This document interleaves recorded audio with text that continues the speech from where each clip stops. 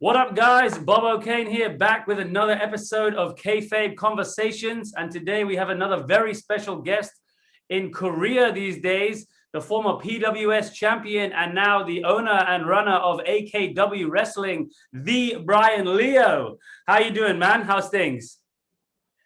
Doing well. I'm happy to always talk wrestling with someone. So I appreciate you reaching out and let's talk. Let's talk wrestling. Okay. Well, let's start off with how has COVID and the pandemic and everything, how has that affected your wrestling?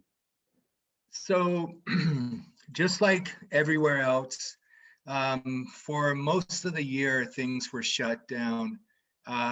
We were doing with the company that I was formerly working with, we were doing tapings strictly for YouTube content. Right. So we would do like empty arena shows, do things kind of like promos, vignettes, anything that we could to kind of stay sharp and, still be able to work in wrestling.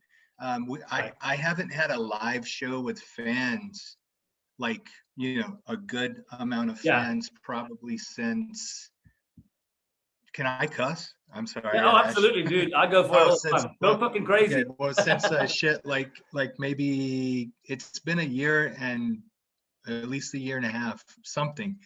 I think January of 2020, I think. Something. Oh, wow. Like that. Oh, shit, that is a long time. It's been so long. Yeah. Yeah, it's been so long I can't even remember anymore. We had a couple of shows that were with fans, but because of COVID, you can only have like maybe 20 and under. Oh, wow. For capacity. Yeah, so it's kind of hard to really, get pumped up with 20 fans. I'll do the same no matter what, if it's 5,000 fans or 20 fans, but still, But the atmosphere is obviously very different in those situations and stuff, right? Yeah. I really hope. I kind of think 2021 will be the same, where there'll be shows, but it'll be very minimal in terms of fans. But I really hope 2022 is when we can actually open up and when AKW can actually start running full steam. So what's the deal in Korea at the minute with lockdown rules? Like, are you guys you guys had the vaccination rollout? Have you guys got like gyms and stuff open? Like, what's the deal over there now?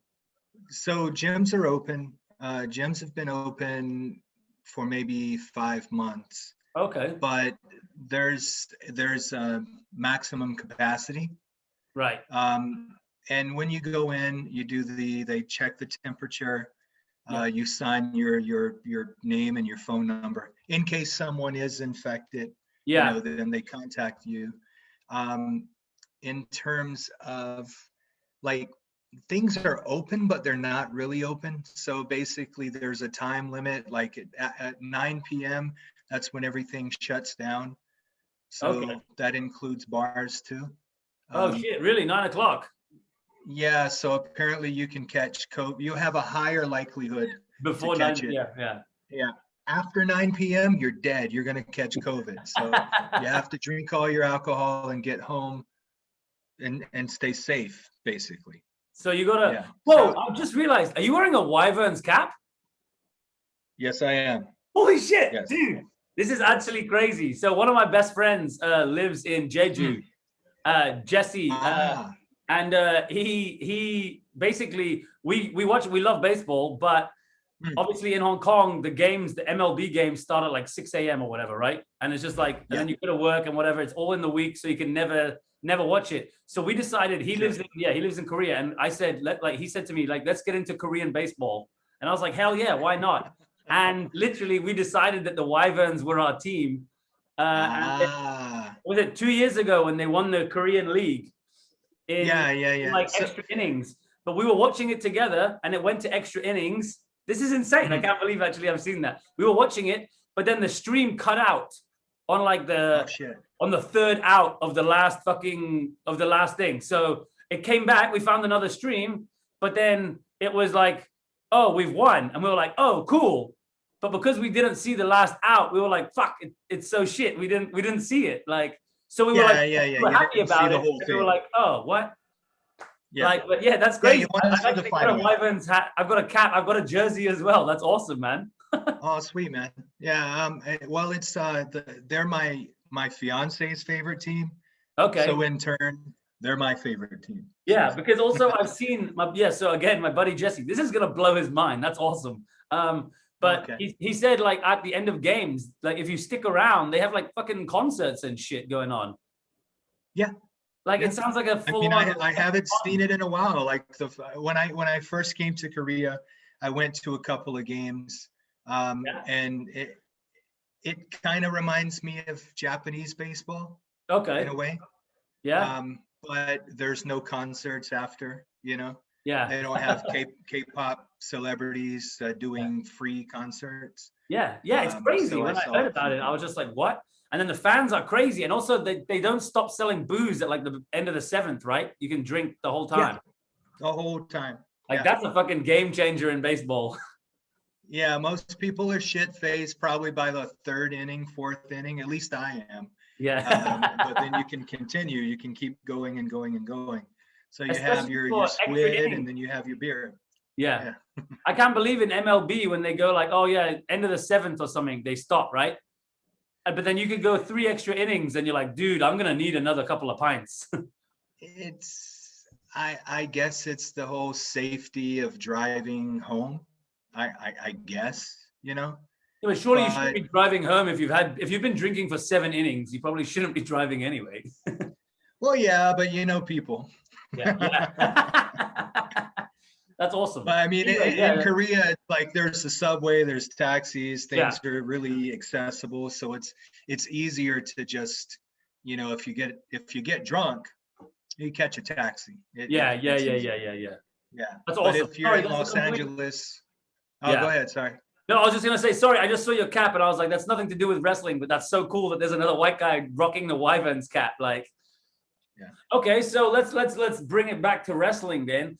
Over the last year and a half or whatever it is, or 2 years basically, now that we've been fucked, we can't do anything. Have you been watching a lot of wrestling, or have you just been focusing on your own wrestling? No, I mean, I'm a wrestling fan. I think you have to be, if you're a wrestler. Yeah, absolutely. You know, you started as a fan. It's changed a lot, so I don't watch it as obsessively as I used to when I was a kid. Right. Because I have a job and all this other stuff I have to do. But I watch a lot of AEW Dark, actually, because I like the commentating between Taz and what's the guy with the mask? Oh shit. Phantasmo. No, fuck. What's his name? Well, the guy with the mask, whatever his name is. Canadian guy, right? Oh my God, what is his name? Yeah, I know who you mean. Yeah, well, Taz and the other guy. Oh my God. Terrible. I pop every time because it's kind of like Excalibur. Like Excalibur, yeah. You know, so I kind of a wrestling podcast and not know who the fucking commentator is. I like their commentating because it's kind of like it's kind of like a minor league baseball team commentating. Nice. Where they don't fucking care. They just rib on everybody and they talk shit and they laugh. So I mean, I have a lot of wrestlers that I'm fans of, just specifically on AEW Dark, because it reminds me of like WCW Saturday Night, if you remember that. Yeah. It is. Yeah. It's very much that kind of vibe, right?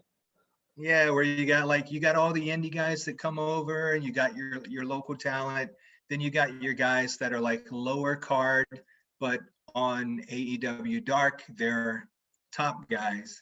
So you got like your Ice Train and like your Norman Smiley-ish kind of guys. Yeah. Like so Jungle Boy. I'm obsessed with the Jurassic Express. I love those guys. Oh, really? Yeah, like honestly, I don't watch a whole lot of AEW at the minute. But Jurassic, like Luchasaurus, I think is just one of the greatest gimmicks of all time. How he got like a human dinosaur over is amazing.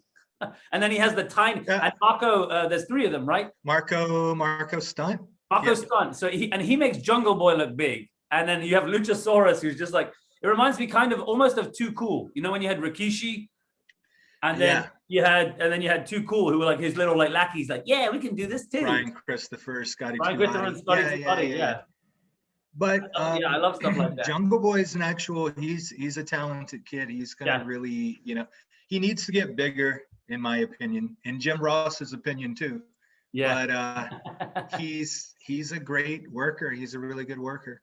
I don't really watch a lot of WWE. I mean, from time to time, I'll watch NXT or I'll just watch like a little bit of SmackDown. Yeah. But it's typically AEW or Japan stuff like New Japan, All Japan. That's really it, other than like local indie stuff, Yeah. Well, I'm exactly not local, but indie stuff. Yeah, I know what you mean. I haven't watched WWE properly since even before the pandemic. Maybe 3 WrestleManias ago. But then when the pay-per-views when it was started getting to like 5.5, 6 hours for a WrestleMania. Too much. Jesus. I got a wife who doesn't watch wrestling. There's no way I can get 6 hours on the TV. Like yeah. Well, I got a fiance who used to love wrestling, who now hates wrestling. So I watch all my wrestling when I'm alone. Yeah. Nice. So let's bring it back a bit. What was it, or who was it that got you into wrestling in the first place?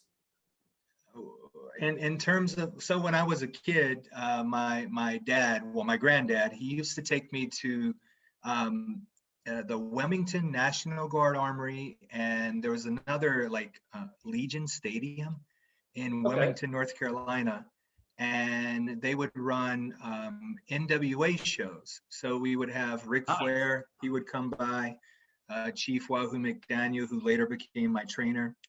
That's awesome. Yeah, first time I saw Sting was in Wilmington. The Rock and Roll Express, who I worked Ricky Morton and Robert Gibson a few times. Really? They refused to bump. Yeah, they wouldn't take any bumps.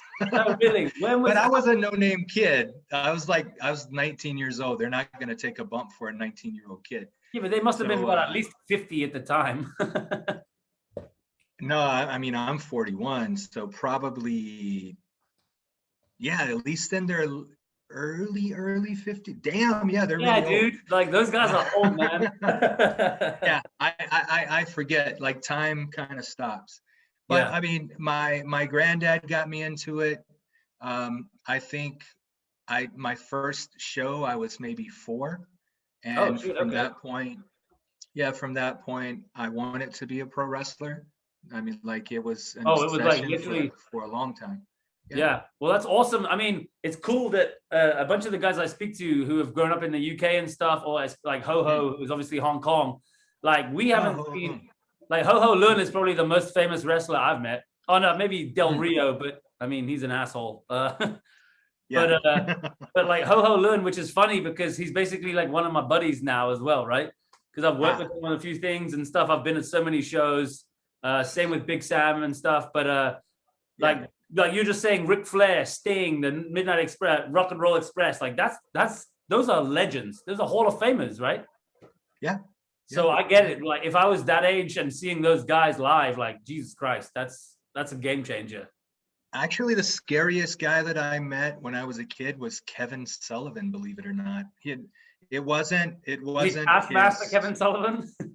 I don't think he was the Taskmaster at the time. This was like NWA time. So this is when he was very sinister. He had like he was kind of pre-Taskmaster. Taskmaster. This is when he had Woman. What's her name? Woman. Yeah. As Nancy as Benoit. his manager. Yeah. Yeah. So I met him at a gas station actually. Oh no way. They did a show, and me and my dad and my uncle we went. We left the show just like everybody else, and it was Kevin Sullivan, Dusty Rhodes, who he wrestled Dusty Rhodes that day, and the Road Warriors all together.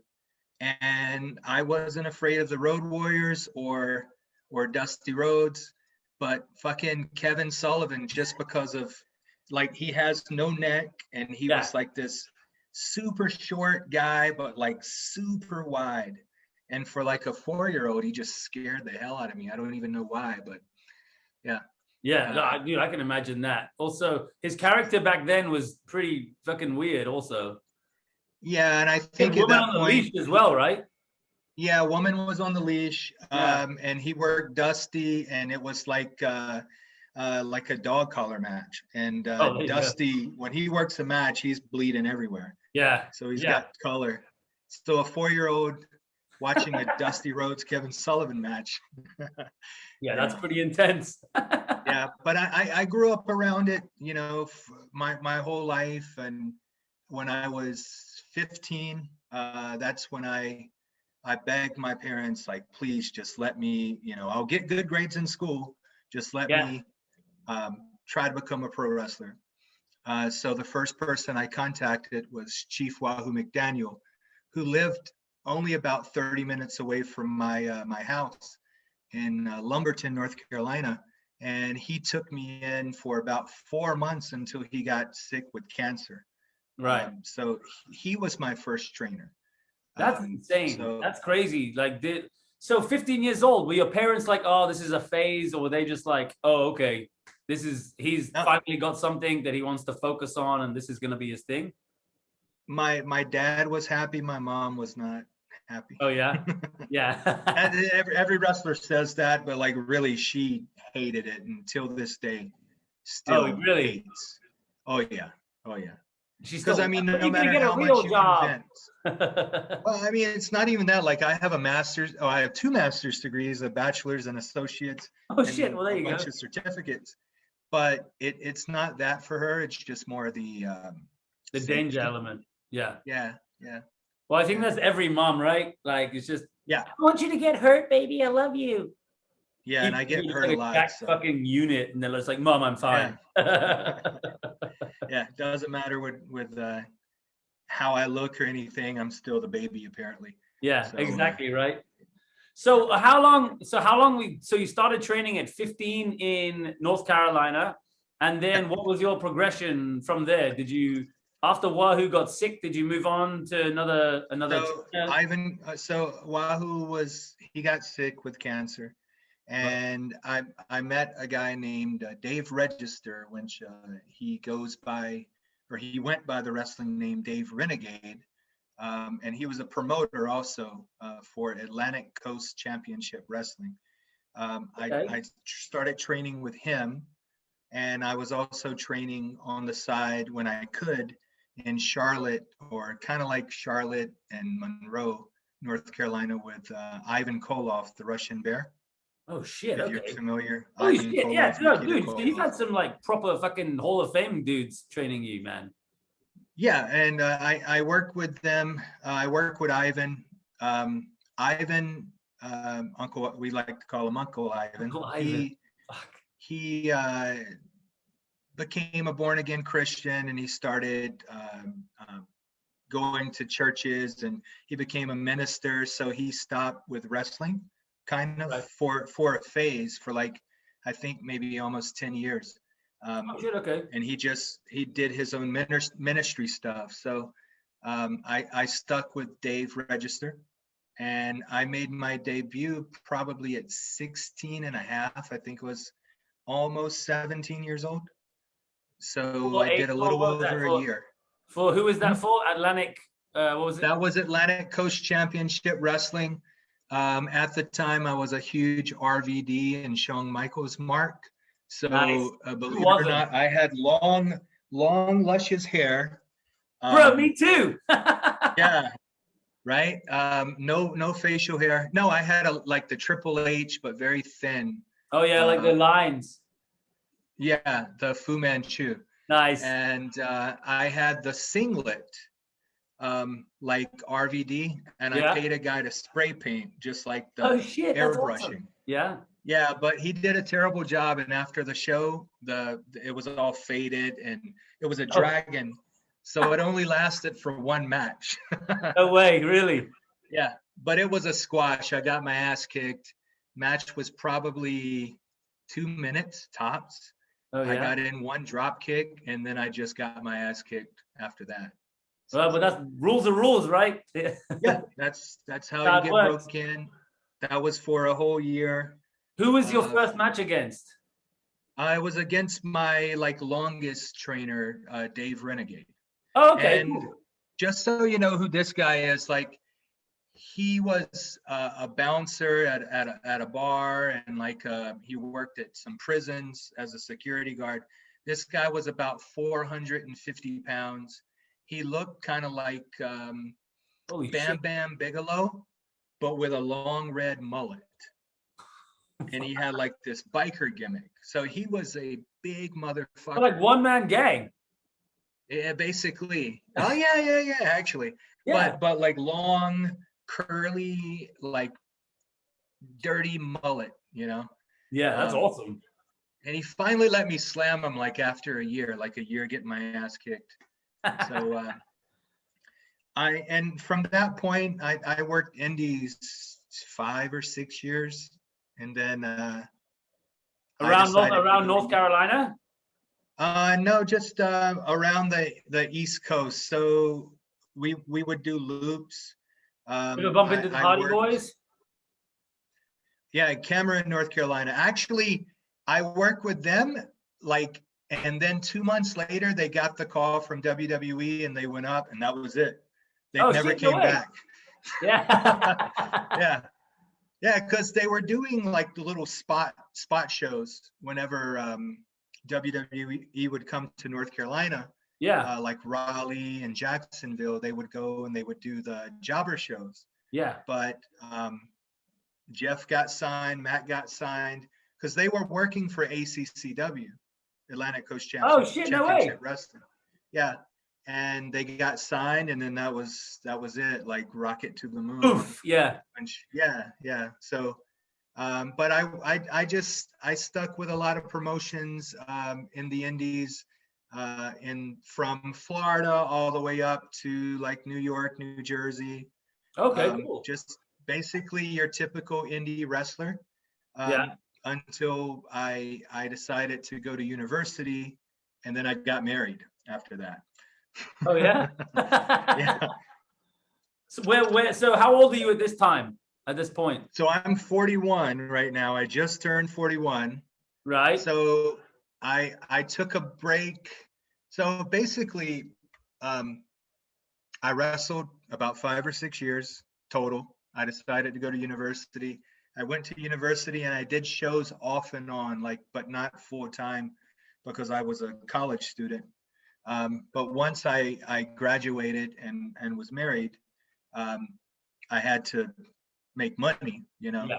So I did that, just jobs, real jobs. I did a lot of different jobs until I got a call from Harley Race. What the fuck? He would hold these camps in Eldon, Missouri, the Harley Race training camps, and they brought in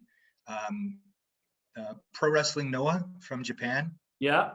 So we had Kobashi Kenta, we had Marufuji, and we had Kenta visit the dojo, along with Johnny Ace, John Laurinaitis from WWE. Yeah.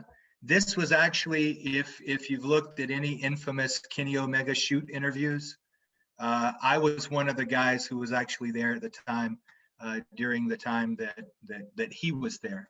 Actually, okay. He was rooming with Bobby Fish, because we all stayed at this really shitty hotel that was walking distance from the gym.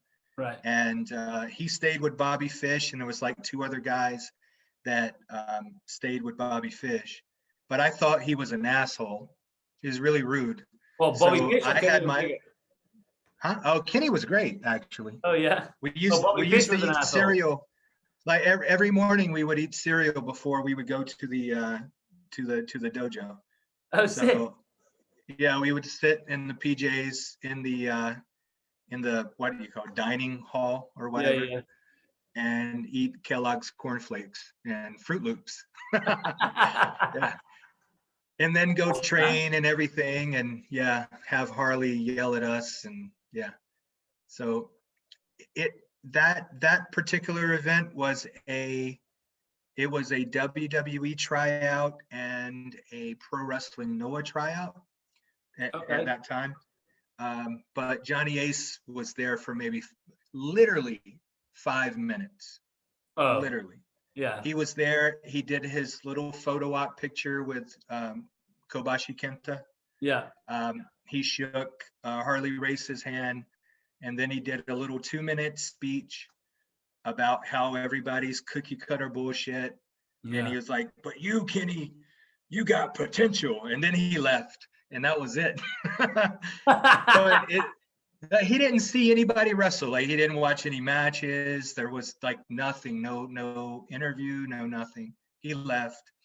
The Noah guy stayed for 3 days, actually for the whole week. Yeah. They were actually really scouting. But that was the point when I blew out my knee. I actually got a legit ACL tear. Oh, shit. And I had to leave the camp. So we had a week of training. And after the end of the week, we had a show. Yeah.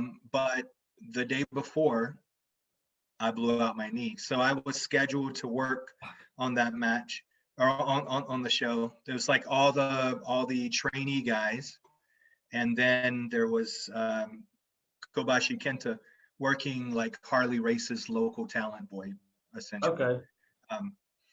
But I got injured, and then I took like maybe a 6-year hiatus, something like Oh, that. shit. Wow. So how old were you when you got injured then? Maybe 25. Okay. Something like that. So 24, and then you just 25. didn't wrestle for 6 years. Yeah. I was a devoted family man. Yeah. And I, like, I'm a very open person. So I was just a normal guy. I was a social worker, worked for troubled youth, like kids that are abused or have like drug problems or like any other problems. I was the guy who would try to help them out and get them foster families or get them out of the bad situation they were in. So Right. I was doing that. That's awesome, man.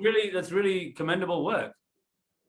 Well, now I'm a teacher. But I did that, and then my family life kind of broke apart. I ended up getting a divorce, and so I'm a person who I don't like to regret things.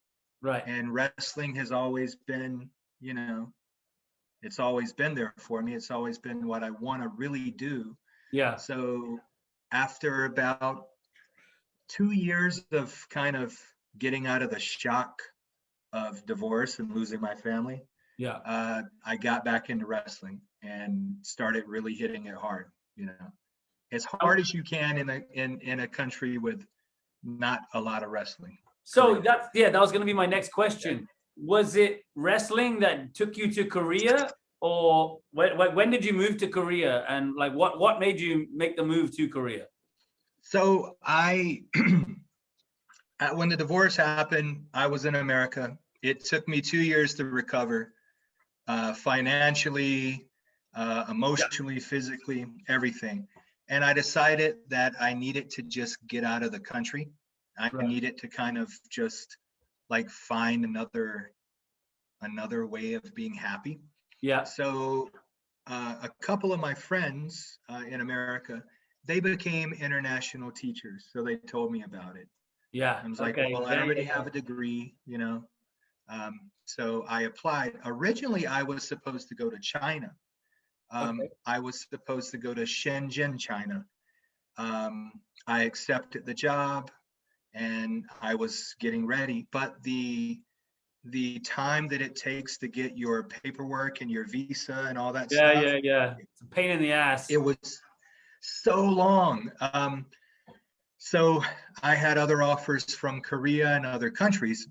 And in Korea, it took 2 weeks and it was done. Oh, and you just won like that. Yeah, and they got me an airline ticket, and the next thing I knew, I was in Korea, and I never really intended in staying in Korea. So what year was this when you moved to Korea originally? 2015. Okay. 2015, yeah. And I've lived, like, for example, 1 year in Korea, and then I'll move to Thailand, and then I'll come back to Korea, and then I'll move to Japan. But now I'm getting married. My fiance is Korean. And do you speak fluent Korean? No. Oh. No, I do not. I believe it or not, I was learning Japanese because my plan was to move to Japan. Oh, okay. Yeah, but once I moved there, I hated it, actually. I really hated it, and I missed living in Korea. Okay. So I came back. Did you move to Japan for wrestling? Yeah, but where I was living, it was impossible. So I lived in Utsunomiya, and all the wrestling, like the headquarters, are like Tokyo, Shinjuku, Shibuya. But where I was living was like 2.5 hours away. So by the time I finish my work and then take the bullet train to get there, it's impossible. Like there's not enough time. So I was kind of just there to work, and it wasn't fun. Yeah. So I came back. I started working for PWS and WWA, but more so PWS. And then I became the booker, and you know, I was running the company basically for the last year and a half. Yeah, so let's get into some PWS. So you started working there when? 2015, 2016? So no, I forgot, there was another company, PLA. They're no longer around. So when I first came, The there Chinese was PLA. Yeah. It stands for Pro Live Action. It's a terrible name. Yeah. What? Terrible name. The Chinese army is the PLA, right? Well, yeah, exactly. It's like, come on, guys, come up with something better. Yeah, I know, right? But I worked there for like 2 years, and then they just stopped.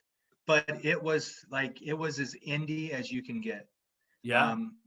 And then I left. I think I was in Thailand. I came back. That's when PWS started. So PWS has been around probably since 2018. Total. Yeah. And so how did you get involved with PWS? So their owner, Shiho, yeah, I helped train him while he was in PLA. He had training, but the problem is with the Korean wrestling, they get training, but they get training from people who have never been trained before. So his trainer was trained by a guy who also was trained by a guy who's never been trained. So it's like a pattern. Yeah. So they'll watch it on TV and they'll emulate it, and then they think that they're professionals, but it is very different. So I trained him. When he did his first show for his company, he called me in and wanted me to work there. And I went and I worked the main event with a guy named Gustav, who I helped train, and then the Joe Kung Ho, also. Yeah. Their former champion too. And we worked, and then off and on they would have shows. But 2019 is when they really started to hit like a consistent stride with monthly to like every 3 weeks, putting on an event. And so how many fans were you getting at those shows? Pardon? How many fans would be at those shows in the? So if we did a local show at their dojo, it would only be 50 people. Oh, okay. But if it was like at their it's called All Stadium, which it isn't a stadium by any means. This is Korean Indies, so we would get a maximum of like 150. But it kind of had the ECW arena kind of feel to it. Yeah. Because it was very condensed. Right on top of you. Yeah. And it was loud and echoey, and like those people, you know. I've seen a few of the videos of a few of your matches from there, and it sounds literally like that. You hit the nail on the head there, like ECW arena. It sounds like one of those, just like everyone's having a fucking good time. Sounds like everyone's screaming and everyone's proper into every match kind of thing. Like, it's cool. Yeah, they're thirsty for pro wrestling. Yeah. At least they were. Yeah. Well, okay. So how did and how do the Korean fans react to someone like you? I mean, like, you're a big fucking white guy and you're fighting like Shiho. I mean, is a little bigger, but then like the other guys you're talking about as well must be half your size. Like, are you just squashing everyone? Well, so in America, I was actually the small guy.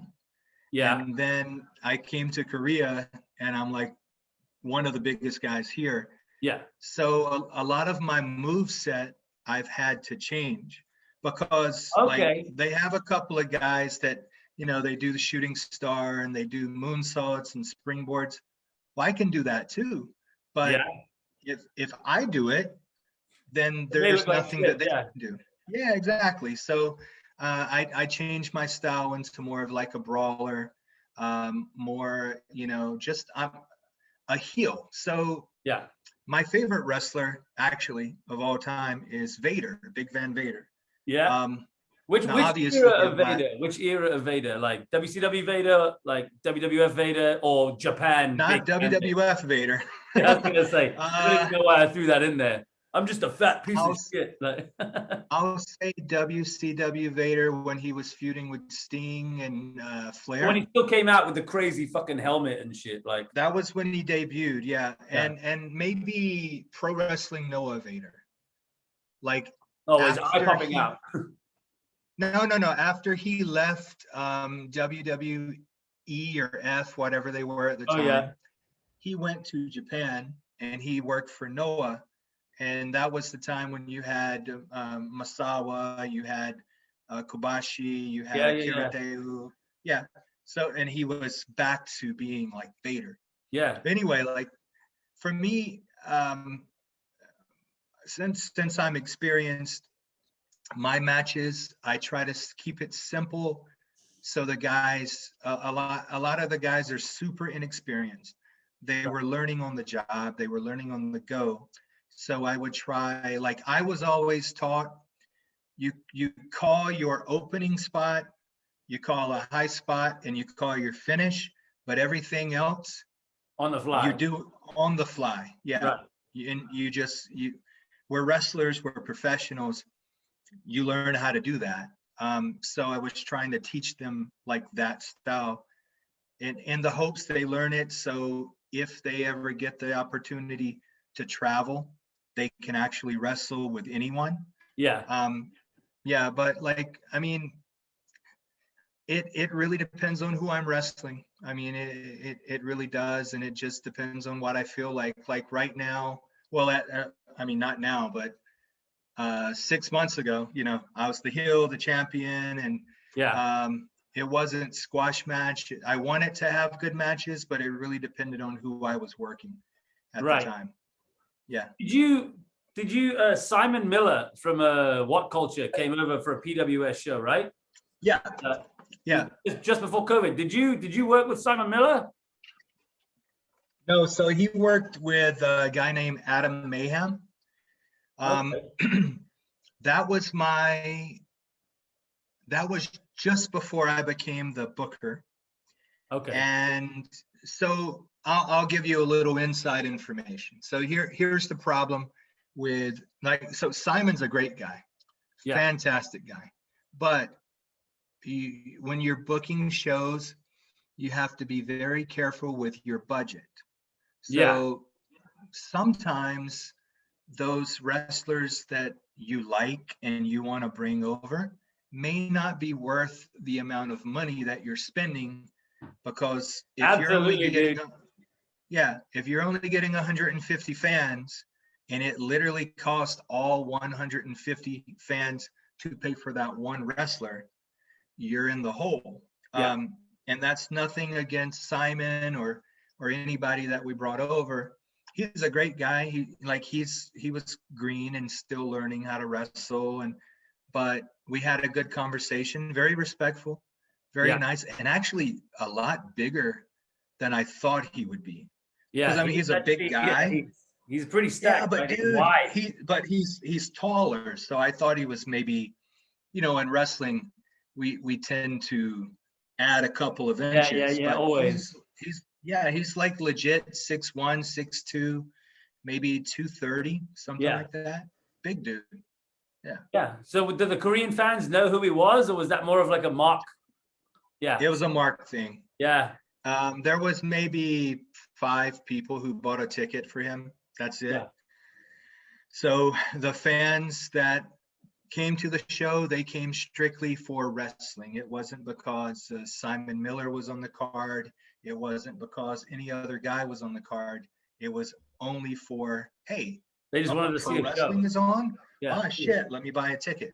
Yeah. Mm-hmm. Well, okay, so let's move on a little bit. Obviously now you have All Korea Wrestling, but you mentioned before you were the booker of PWS up until about a year ago, is it? So what happened? Not a year ago. So it's been 2 months. Yeah. So what happened? What happened with you and PWS that you said basically, fuck this, I'm going solo, I'm making AKW? Well, I never said fuck this, I'm going solo. They fired me. Okay. Basically, this is what happened. In fear of getting sued, and you probably can't do that because you're in China. Yeah. And say what you want. Yeah. Let's go. They're not going to care about. Well, they probably will. I'll get him on to get you back. Yeah. Anyway, so I worked there for a year and a half as the booker. Now I was the wrestler, but then I started doing the booking. Well, COVID happened. So the owner of the company decided, you know what, it's COVID. I'm going to take a break, guys. I'm not showing up for anything. I'm not coming to the gym. I'm not going to put out videos on YouTube. I'm not going to do any promotion, social media. So I started doing all of that. Right. Literally, I was filming the match because we were doing tapings for YouTube. Right. The guys, I would book the show. We would do a full day of taping. I would literally, if I wasn't working the match, I was behind the camera recording everything. Yeah. As soon as the show would be over, I would drive my motorcycle home, immediately start editing the videos, immediately start getting everything out and pumping that stuff out on YouTube. And I did it for a year. We had a good relationship. I actually considered the owner to be one of my best friends, but it's my mistake. I don't hold a personal grudge with him, but I do feel like he used me. I really feel like he used me. When I was honest with him and I told him, look, the guys don't respect you because you're not showing up and I'm the only one here, he fired me. And then now he comes back, he goes to the shows, but he wears a mask and he's not running the company anymore. The other guy who I thought was my best friend, he's running the company. He was secretly, see, this is the problem with pro wrestling. You can't trust anyone. The bullshit. Hey, well, fucking Stone Cold told us years ago, right? Yeah, DTA, man. Don't trust anybody. Yeah, so. Moment in the WWF. Mankind. Now the partner. No, not the stunner. Bam him. DTA, you stupid piece of trash. Don't ever trust nobody. he was like behind the scenes, because I'm a white guy from America. I don't speak Korean. Well, Right. the other guy is Korean, and he was going behind the scenes. Oh, you don't need him. Oh, I can be booker. Oh, I can be general manager. Oh, just give it all to me. Now, this other guy is now the booker, the general manager, and soon to be champion, coming soon on their next show.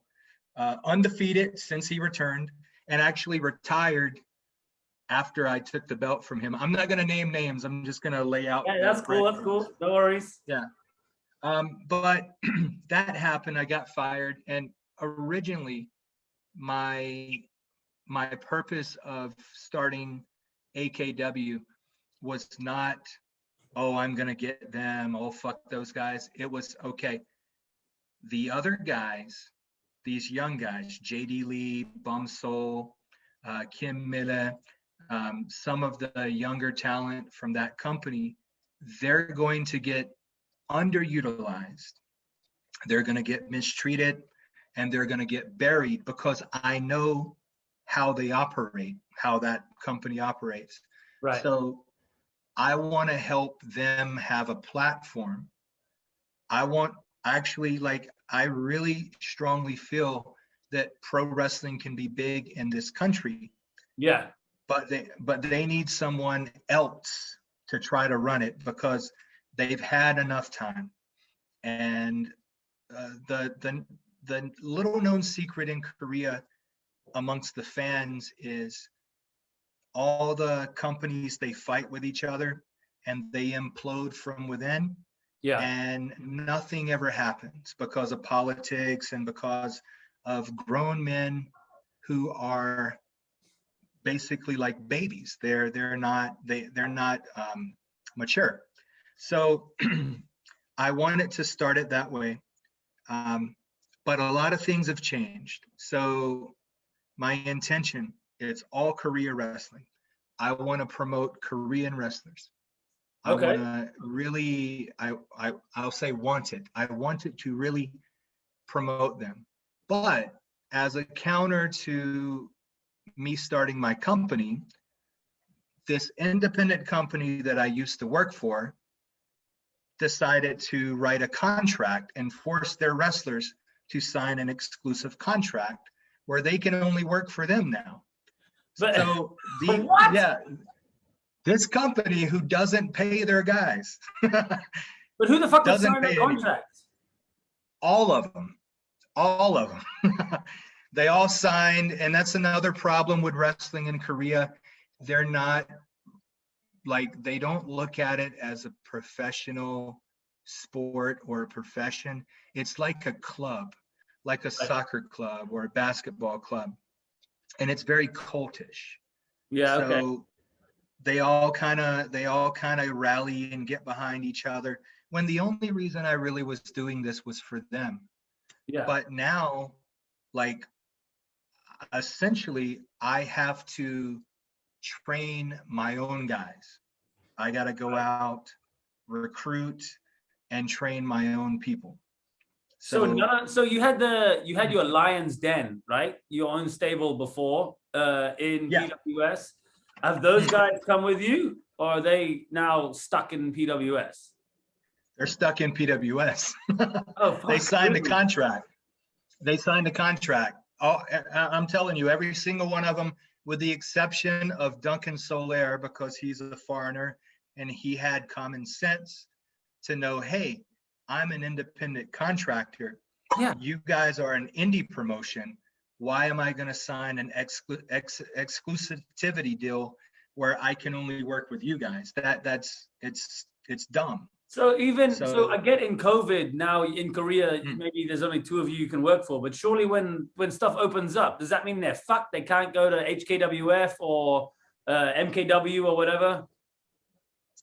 I'm sure if they're friends, like, for example, if PWS has a relationship with another company, I'm sure that they'll do something to say, look, guys, look, we're not restricting our guys, but in terms of working with me, no. They'll never work with me. And, well, that's going to be awkward. That's going to be awkward when it comes to UWA, because I got in touch with PWS because of you. So well, see, there's an awkward conversation I'm going to have with Shiho. Sorry, bro. Well, I mean, here's the thing. Like, the only thing I want, I believe that, okay, if you are a pro wrestler, and if you're not signed with AEW or WWE or New Japan, big companies, it is your responsibility to work for as many companies as possible. Hell yeah. As many as possible. Because the benefit is you learn at these different territories, you work different people, you gain experience, and you become a better wrestler. That's sure. The goal. And you get your name out there to more regions, more people, more fans. Yeah. And you can sell your merch, you can make money, and you can actually become a professional wrestler. Yeah. But their whole thing, it's not, they don't care about that. It's how can we keep this guy from succeeding? We know that if they start working for him, they're never going to work with us again. So let's stop that right now. Let's keep that from happening and hope that he can never have a show. So it's going to happen. Like, I know so I have a ring that's being built. The ring is almost finished, actually. The ring is maybe a week away from being complete. I actually just got the title belt. Oh, snap. There you go. Yeah, just got the world title belt right here. That's awesome. So, yeah, it's heavy, actually. So I'm going to have a tournament whenever we have a show. I remember when this arrived in the mail, and I was like, oh, my God, this is real now. I fucking love it. And then we had shit all over everything. Yeah, I actually literally got it today. No way. That's awesome. Literally, yeah. Yeah, and it was rainy, and it went to my fiance's place. So I hopped on the bike in rush hour traffic, grabbed it, put it in my backpack, and then drove over here because I'm like, look, I want to show it on the podcast. You know? Hell yeah, dude. Like yeah. Well, that's why this is the only time anyone gets to see this belt. I've had this for nearly 2 years now. And the only time anyone gets to see it is on a fucking podcast because, well, like, you know, right? I had you booked June 6th, 2020 when we're supposed to do our shows in Manila. And now we're on what? June 18th, 2021. And the only people who get to see it are on a fucking podcast. It's insane. Yeah, exactly. The world has gone to shit. mean, like for me, it's both. It's a bad thing, obviously, but it's a good thing for me because it gets me absolutely time. Very different circumstances. My whole thing with UWA was Ultimate Wrestling Asia, trying to bring everybody from all of the indie companies around together. Yeah, right. Like NWA style, but Asia. The best of the best, right? You bring the guys over. You have good shows. That's the way it's supposed to be, and that's kind of like by a result of the way things are going with PWS. That's kind of what I have to do now. Yeah. And here's the deal. I have literally only 2 Korean wrestlers that have agreed to work with me. I have over 25 international wrestlers that have agreed to work with me. Now ask yourself something. Shouldn't it be the other way?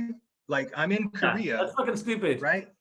Yeah. So I got these guys from Australia, from Europe, from America, from everywhere who are like, dude, you're a good guy. I saw what happened. I want to help you out. You know, when you're running shows and I can come over, let me know. Yeah. And hell yeah. And with me, and this is something that I try to state, like, they are not AKW.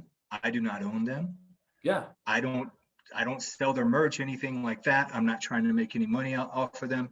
They are independent wrestlers who have verbally agreed to work with me at some point. Yeah. And that's all I can really say. I can't, I can't go and say, these are my wrestlers and da-da-da-da-da-da-da.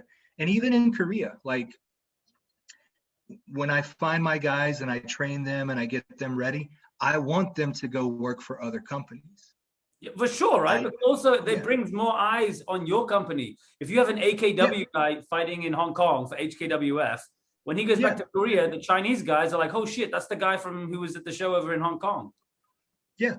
Like it's just common sense. And then some of those guys can come over. Yeah. It everything helps itself, you know? Yeah. So, I mean, right now I'm in the process of getting the ring complete and then opening the gym. The gym is a slow burn. It's going to take some time. Yeah, of course, man. But again, like the fact that it's even in the works is amazing. In times like this, where the whole world is fucked. I mean, I'm nearly 2 years down without a fucking show. I've got merch, I've got belts, like I've got everything except the fucking show. Like it's crazy. Same for me. Like I have the YouTube channel, I have the Instagram, Twitter, I have a website, I have merch with over 55 different shirts, actually. I love my favorite one. I saw actually one of my questions. I was just looking at my list here. You have some merch on ProWrestlingTees.com. I have the Asshole Bryan Leo.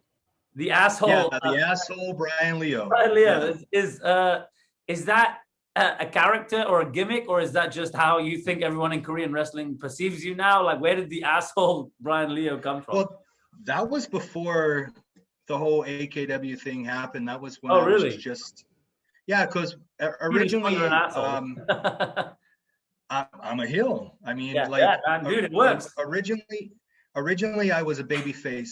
I've always worked babyface no matter where I go. But I think, you know, the nicest guys are usually the best heels. Yeah, absolutely. So Big Sam is a great example of that. Yeah, I'm a really good heel. I enjoy it. I know how to get under people's skin. I know what to say and do. And it's just the normal saying from most people after they meet me and the Bryan Leo character is, he's a fucking asshole. Yeah. And I can't put on Pro Wrestling Tees the fucking Asshole Bryan Leo. Yeah. And I can put the Asshole Bryan Leo. Yeah. So, yeah. Dude, as soon as I saw that, when I was doing some research and stuff on you to get you on today, I was just like, oh my God. As soon as I saw that t-shirt, I was like, holy shit, I need to get myself one of those. The Asshole. Cool. That's amazing. I actually have another shirt on my AKW store that says I'm a cunt with a heart and my face is on it. Yeah. That's amazing. That's actually fucking awesome. I'll get to get one of those as well. That's amazing. Cool. That's awesome. Yeah, all right, man. Yeah. Well, I'm gonna, as I do with everyone, to try and finish things off, we'll go for a bit of a speed round. Just some stuff like actually fuck it. We'll just go into it. If you have a cool story, absolutely fine. In no rush. But just rattle off your answers and we'll see how we go. So first of all, favorite wrestler, living or dead? Big Van Vader. Big Van Vader. Okay, awesome. Favorite person to wrestle? Honky Tonk Man. You wrestled the Honky Tonk Man. Yeah, he wouldn't even he would not bump. He wouldn't let me body slam him. He wouldn't let me shoot him off the ropes. It was basically me selling his punches. It was the same thing with like no. Bullshit. This is fat Honky Tonk Man. This isn't like WWF in his prime Honky Tonk. So when did you wrestle Honky Tonk? Yeah, like 97 maybe. Oh 97. Shit! Okay. It's been a while. Yeah. That's awesome. It was in West Virginia, and it was like the semi-main event, and I just took bumps for him, and then he hit me with his finish, and that was it. Okay. Well, speaking of that, and you mentioned the Hardys and Harley Race and shit before. Who's the most famous wrestler you've ever been in the ring with? Most famous wrestler I've ever wrestled? Yeah. Or yeah. Probably Honky, but most famous that I've ever been in the ring with. I mean, you can't go wrong with Harley Race. Yeah, that's true. I was gonna say Harley Ricky Steamboat also. Steamboat. Ricky the Dragon Steamboat. Yeah, we didn't work a match, but I trained with him a little bit. That's pretty fucking sick.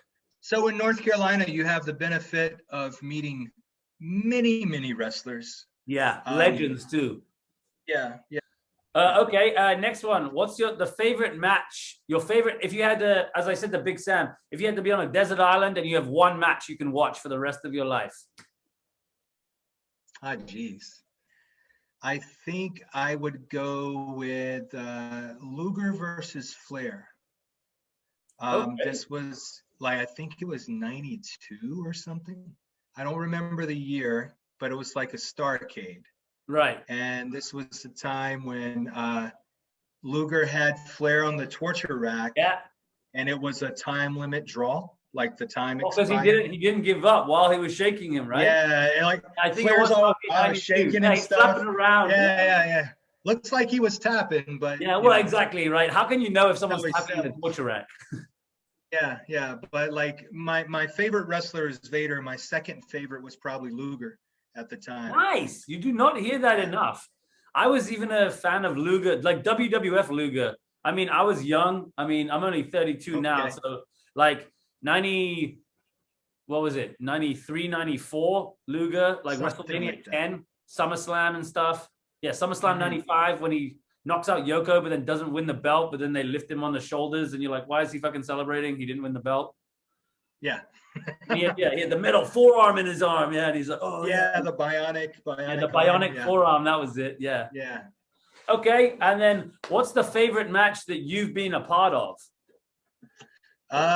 So I'm an indie guy. I'm not famous.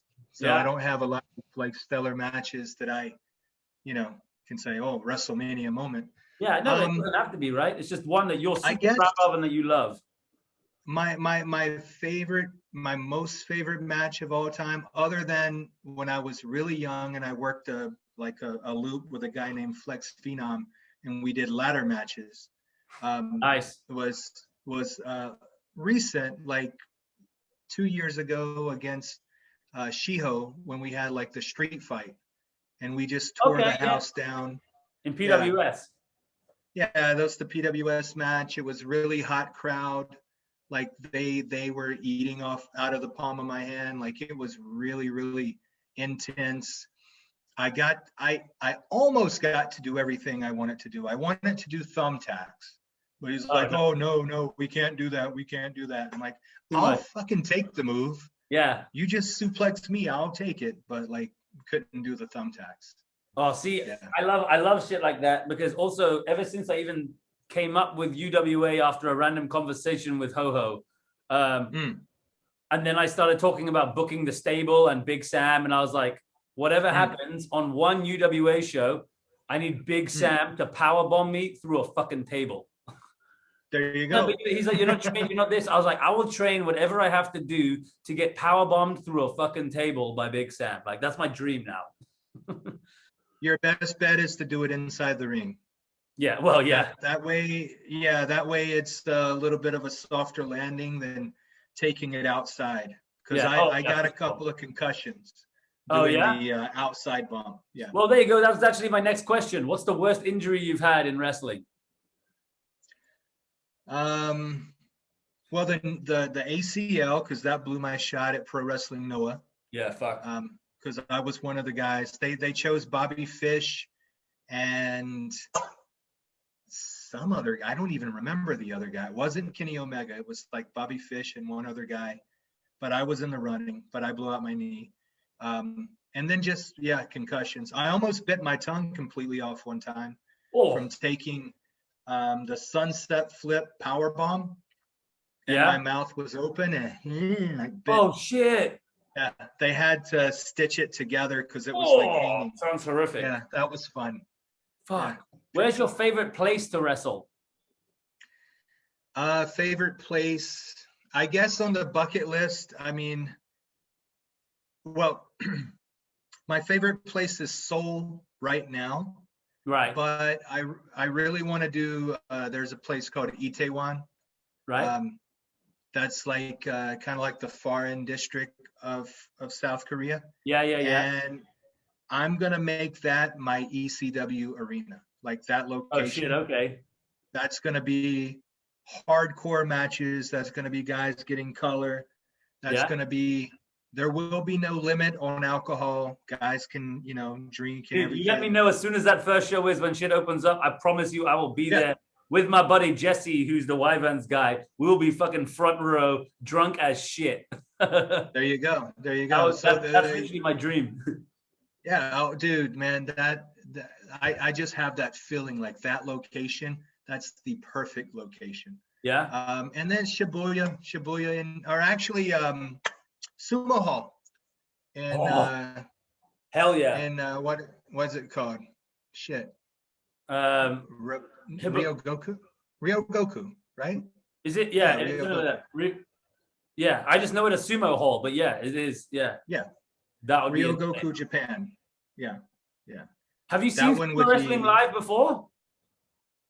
Yeah, I watched. It was the All Japan show when I was there, and when I was in Japan a few times, I did like some stuff with 01. Okay, cool. Yeah, I know those guys. They worked with Ho and Jason Lee over here in Hong Kong before when they first got started. That was their first. Yeah, I heard they closed down their training center and they moved somewhere else. I'm not really sure what they did. Yeah, I don't know now. I mean, well, Ho is obviously his own. He's got his own shit going on now. But yeah, I actually talked to Ho like 4 days ago. Oh yeah, oh nice. Yeah, we were messaging on Instagram. Oh sweet. Yeah, because he's over in Japan now. He's basically working Dragon Gate almost full time at the minute. Yeah, he told me he was doing Dragon Gate. Yeah, because they got fans back in their shows now. Hong Kong is still fucked, so he was like, I might as well stay in Japan. Can't do any of the fucking shows for MWF, Manila Wrestling Federation. He's the champion there. Me and my wife actually went there for a mall show to watch that. And I was, because again, we were going to run our UWA shows in Manila. So I went up with those guys and everything. William, who runs MWF, and Tarek and stuff, those guys are awesome. But I just haven't been able to fucking get over there. And now Manila is in all kinds of lockdown and shit. Like, it's just see that's another thing. I would love to go. I just want to do an Asia tour, just every place I can go. Malaysia, Singapore. The craziest thing I've seen recently, China. Like Nepal, that Nepal show they did for was it MKW? Yeah, Middle Kingdom Wrestling in China. Adrian, in Nepal, they did that show. They all met the fucking prime minister when they landed from the plane. There was press to meet them and all this shit. Like they had a press conference at the airport and stuff like that. They had it was on national TV and stuff over there. Like they fucking were treated like kings, and they were there for like the weekend. Well, then I'm gonna go open up a wrestling company in Nepal. Start training people. Hell yeah, that's Well, I mean, if you've got the prime minister meeting you or the president or whatever they have over there, then fuck yeah, you're doing something right. Dude, I'm lucky if I can get a YouTube celebrity to talk to me over here, man. It's the way they view wrestling in Korea is completely different. Oh yeah, it's a niche sport. Yeah, I mean, you're not gonna have fans on one of your shows. Yeah. No, not in. I'll have their music playing in the background until it gets copyrighted. Yeah. No, I just can't monetize my videos when I play. Oh yeah. But it's a different, like they love their K-pop. Yeah. They love baseball, and maybe judo or silim, but wrestling, because everybody fucked it up previously, they lost their faith in it. Right. So now you're trying to rebuild. Oh, dude, the fact that there's a fucking 40-year-old white guy who's bringing wrestling back to Korea is fucking awesome. I know, right? Yeah. Like that's amazing. I could be doing other things, I could be I really want a PlayStation 5. Yeah. And an Xbox Series X, but I bought a ring. Yeah. Dude, that's amazing. Like honestly, like more power to you. There you go. It's literally, it's amazing to see what you're doing in Korea. I love the fact that you stopped for 6 years and then you were in Korea and just like, fuck this, wrestling is now going to be my job, my life. Like I have nothing but respect for that. That's awesome. And all power to you, man. Like I hope it's a fucking huge success. As soon as we're allowed to travel, trust me, I will be at if you got fucking blood crazy ECW shows going on, I will be there front row. Yeah, like I said to you on Facebook, you want a fucking Gualo commentator? Boom, let's go. There you go. Yeah, like I love. I appreciate it, man. Thank you so much. It's good to actually meet another guy who kind of, like you said, we're basically doing the same thing. Yeah. You know, we got our own way, but like we're essentially doing the same thing. Yeah, I don't see you as competition. I see love you wrestling, as a right? plus. I see you as a bonus. I see you as an asset to UWA. When we can finally do our shows, the fact that you're doing exactly the same is fucking awesome. And I'm pumped to one day actually get to work with you. Imagine getting you in a ring with Ho Ho Lun and Big Sam. Like, I got some fucking. Oh, me and Big Sam have to have a rematch. We worked a tag match, but oh yeah. That's right. The stable came over to PWS, match. Right? Yeah, and we already talked. Big Sam said he wants to work with me. Uncle Money. A bunch of the other MKW guys. So like, there's a lot of guys that they love wrestling. They want to work everywhere. And they want to promote wrestling around Asia. None of this, you need to sign a contract for me bullshit. Fuck that. Dude, we want to make wrestling big in Asia, work for everyone in Asia. We want to help each other out, right? Yeah. Like, I don't see any of these guys as my enemies. I don't see any of them. If PWS becomes a successful company and those guys grow and they become like real wrestlers where they're making a salary as wrestlers, good. Yeah, wonderful. Because they've accomplished their dream. Yeah. I hold no ill will towards that at all. The only thing I want is to start my company and to just help guys have a platform and actually let's fucking do something. I have my ideas and what I want to do. And, you have your ideas, what you want to do, right? Like, I'm sure everybody has their own idea of how they want wrestling to be, right? Yeah, for sure. So can't we all just kind of like try our own stuff, without undercutting each other and all the time? Exactly. Yeah. Can't we all just get along? Why can't we all just get along? Jesus. Can't we all just get along? Exactly. I was waiting for that. Yeah. That's it, man. That's it. Awesome, man. Well, thank you so much for coming on. Honestly, it's been sick to talk to you. I appreciate everything you're doing in Korea. It's amazing. The fact that you're a Wyverns fan has just pushed me over the edge as well. There you go. There you go. My mate Jesse is literally going to fucking mark out for this, which I can't wait. I'm not even going to tell him. He's Busan? He's Jeju. Jeju, okay. Jeju, yeah.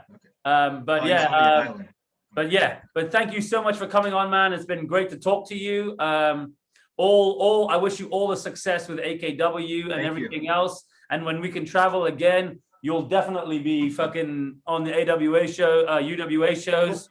And good luck, man. Thank you so much. And I'll speak to you soon. All right. Thanks a lot, man. Take care. Bro. Take care, brother. Thank you so much. All right. Bye-bye. Later. Bye.